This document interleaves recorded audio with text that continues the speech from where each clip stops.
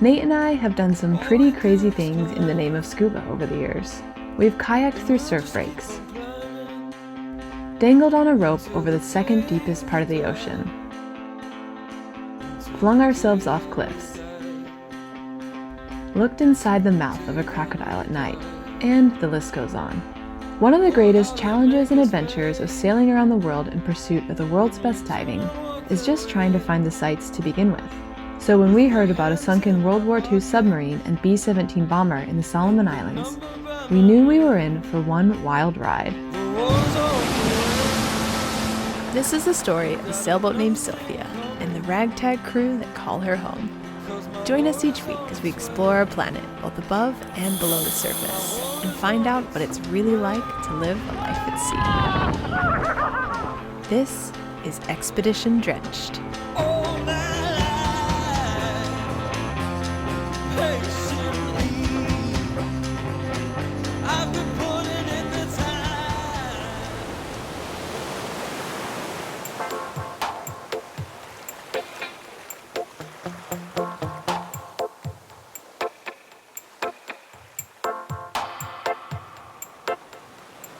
Captain, where are you going? All this fancy. We are going to be heading to the very north end of Guadalcanal, and there's a village there that we've heard we've been warned by many people that the people in the village might not be the friendliest, that they don't see a lot of outsiders, but we've heard this many times before, to be honest with you, and we typically ignore it. And just like try to find our own path and give people the benefit of the doubt, but we've actually heard this from like 5 people at this point. So we're taking that into account, and we're going to approach very friendly and talk to them, because what we're hoping for is that they will allow us to dive a submarine that is in their backyard, literally, just like right off their coast. So we're hoping that we can go make some friends and that they will allow us to dive their site. Because without it, we will never find the submarine shipwreck. So, what are you gonna say when you get there? Hi, my name's Patrick. I'm gonna smile like real big, and I'm gonna can we scuba dive here, just right out there? Okay, so we got a plan. Yeah. If you guys really are worried about it, you could take the ultimate protection. What the? Yeah. The attack pig! And I get to say, release the pig! Look at this attack pig! She will bite anyone that gets in her way. Oh, Peanut, yeah. Get up in there, Squeaks. Oh, yeah. She's ready. She's ready for action. radio. Okay.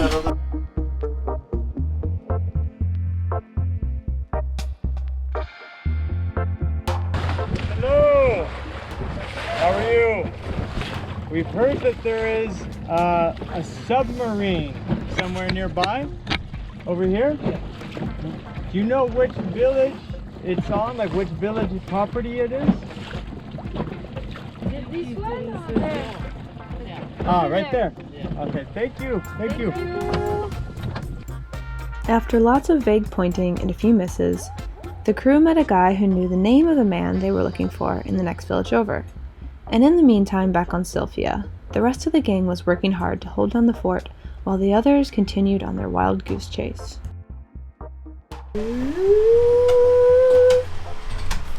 What's going on? So they left us alone here, taking care of Sylvia. That means like boat jail for us for the whole afternoon. So we went for a swim, we are enjoying our moment, and we are going to make a beauty session. My first beauty session on board. What's our first step of our beauty day? And we are going to apply this I cannot pronounce that word. Hydrations masks. Straight from Korea. Look at this, and look at her. She has the ultimate spa. Oh, chilling in her pool. Oh, how is it, Peanut? How's your pool?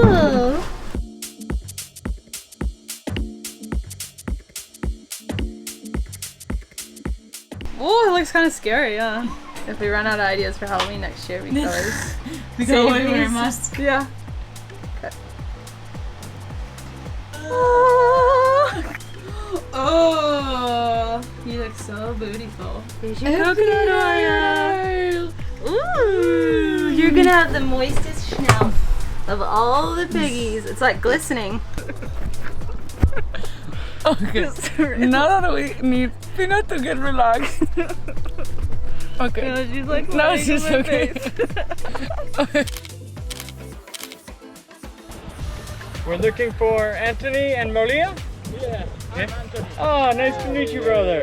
We are looking for Submarine. Submarine, yeah, the Yes. submarine, yeah. Yeah, we were told we should come meet you and pay custom fee and let you know. Where is it located? Okay, I will go with you and I'll show you where the sub is. Yeah? Perfect, perfect. Okay. Let's go straight out. Okay. A little bit. This way a little bit? Yeah. Go. Keep going this way. Yeah. Keep the side. Yeah. Oh, you have a mask? Yeah. Goggle? Okay, bring me. I'll jump out and bite out, yeah? Thank you very much. Found the owner of the property that owns the submarine, you could say, because it's right outside of his house. And we set it up that we can dive this door.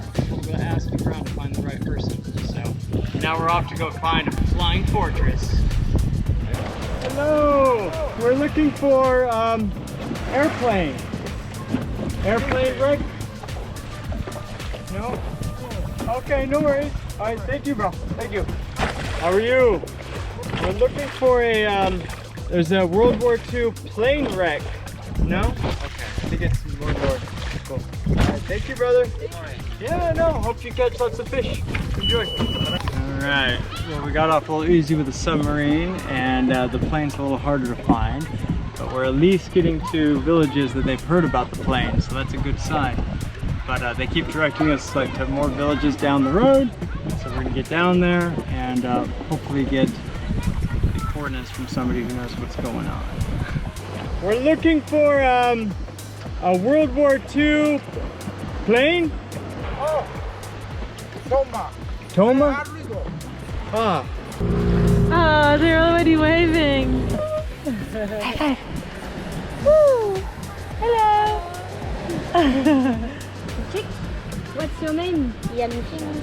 Oh, nice to meet you. My name is Ocean. Hello, my name is Chloe. Nice to meet you guys. It's not far. Okay, it's like straight. Yes, Straight you see forward. this palm tree? Yeah. Connect palm? Yeah. Then you straight out, 50 meters out, 14 meters left. Alright. As we suspected, the rumors about the unfriendly villages were far from the truth. And after spending the entire day tracking down the right people and information, we had what we needed to begin our diving mission the next day. Say good morning, Peanut. Guess what? We're gonna go scuba diving on a submarine. Should we go? Let's go. Let's go. There's one person that still hasn't woken up. Ocean. There she is. Oh, you just missed it. You're just about to get the Peanut wake up crew.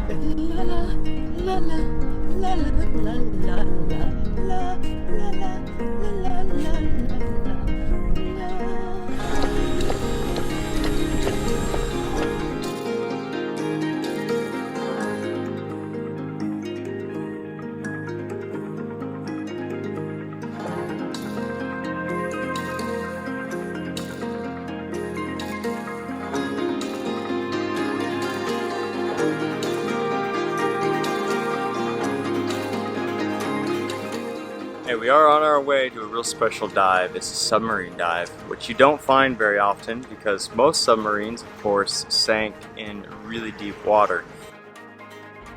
We motored Sylvia through 7 miles of perfect glassy water from Savo Island across the Iron Bottom Sound to the northernmost tip of Guadalcanal, where the submarine lies on a slope from about 10 to 25 meters.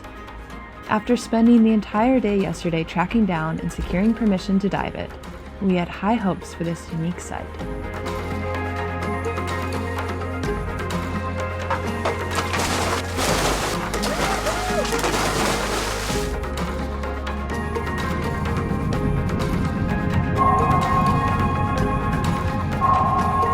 So this is the Japanese I-1 submarine, which served during World War II. and it was a part of the Pearl Harbor campaign with its sister submarines. The I-1, I-2, I-3, and I-4 were all part of a fleet. It made its way over to Hilo, Hawaii, where it shelled Hilo, and then it made its way to Truk Lagoon, and then Australia, where it sank a Dutch cargo ship. And then it got orders to come back over to the Solomons in preparation for the inevitable US invasion of the Solomon Islands. The New Zealand ships, the Kiwi and the Moa, which are both minesweeping ships, those two as a pair are cruising the north end of Guadalcanal at night, and they clearly could see the bioluminescence of the I-1 submarine. So this is a 300-foot submarine moving through the water at night, and they had electric engines. They're silent as submarines are, but what they probably didn't think about is the healthy water of the Solomons and the amount of bioluminescence that's here. So it just lit up like a Christmas tree down there. So what they did, the Moa and the Kiwi depth charged that submarine. The I-1 eventually had to surface. They turned on their diesel engines and they were running, and a huge gunfight started. So the I-1 submarine had guns on top, like turrets, and of course the Moa and the Kiwi did as well. And then the Kiwi came and rammed the I-1 submarine, not once, but 4 times. And on the 4th time, they rammed it up onto the shore, and it hit a reef, and that's where she lies today. But the story doesn't end there. Into the 60s now, some Australians wanted to get inside the submarine to find precious metals, they said. Well, they actually found a depth charge that was unexploded somewhere here in Solomons, and they put it on the back of a pickup truck and drove that depth charge through town, brought it to the submarine, and then they depth charged the submarine to try to open it up so they could get inside. What they didn't know is there was 2 unexploded torpedoes inside, so the entire thing exploded and the whole front end of the submarine just blew off. And a huge table-sized piece of metal flew up onto shore, and supposedly the village uses that as a table to this day.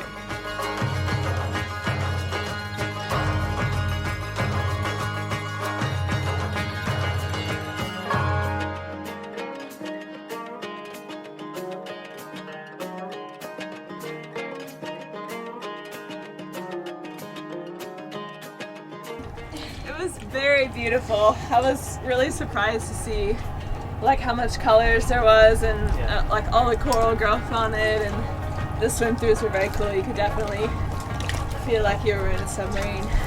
It's very strange to think about. You know, there was people who probably worked and maybe spent years of their lives like working underwater in that submarine. So to be able to dive down in it and explore and see it like completely taken over by the ocean and the coral, it's a very strange and wonderful feeling, I'd say.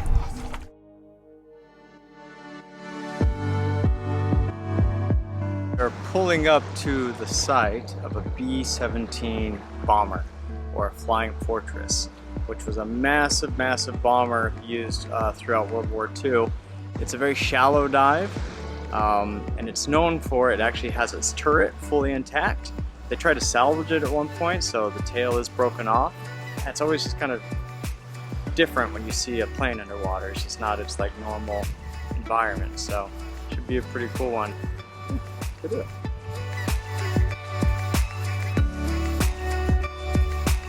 You ready?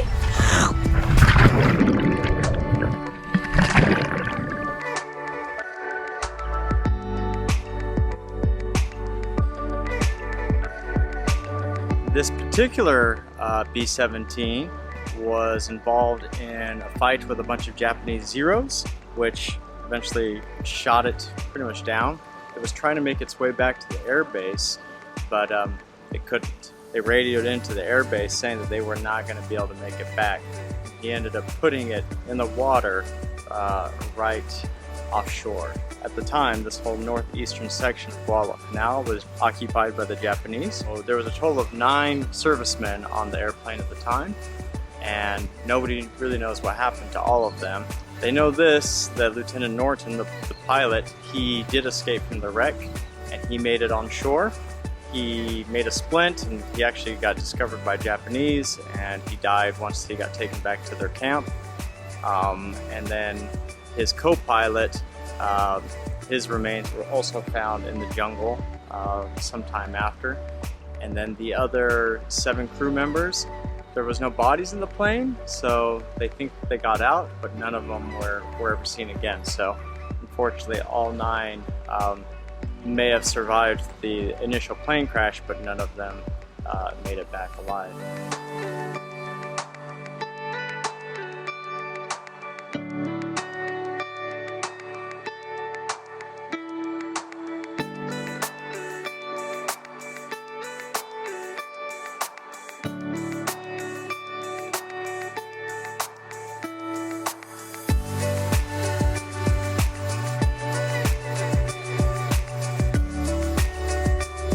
Tune in next time as we journey towards the stunning Russell Islands and go for a dive in an underwater World War II junkyard.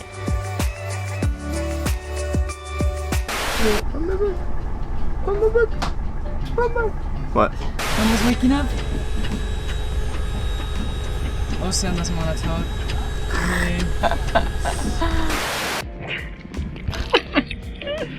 Ooh, yeah.